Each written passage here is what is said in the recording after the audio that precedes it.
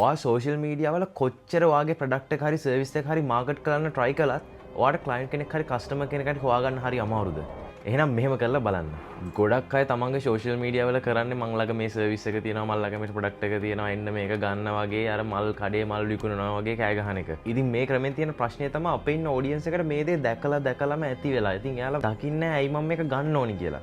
ඉතින් ඔයාලා එකට කරන්න ඕනේ ඔයාලගේ ප්‍රොඩක්ට් එක හරි සර්විස් එක හරි එයාලා ගත්තාම එයාලට හම්බෙන එක්ස්පීරියන්ස් එක, එයාලට දැනෙන ෆීලිං එක ප්‍රොමෝට් කරන එක.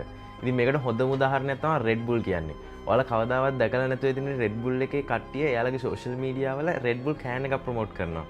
අන්න ඒ වගේ තමයි. එයාලා හැම වෙලේම ප්‍රොමෝට් කරන්නේ Red Bull එකෙන් හම්බෙන එක්ස්පීරියන්ස් එක. Red Bull එකෙන් දැනෙන ෆීලිං එක. අන්න ඒ නිසා තමයි අපිත් මේ ක්‍රමය අපේ බිස්නස් වලට, අපේ සර්විසස් වලට ඉම්ප්ලිමන්ට් කරන්න ඕනේ. ඒකෙන් ඔයාලට හිතාගන්න බැරි රිසල්ට් එකක් ගන්න පුළුවන්. ඉතින් ඊළඟ පාර ඔයාලගේ ප්‍රොඩක්ට් එක හරි සර්විස් එක හරි ඔයාලා සෝෂල් මීඩියා වල මාකට් කරද්දි මේ ක්‍රමේ try කරලා බලන්න.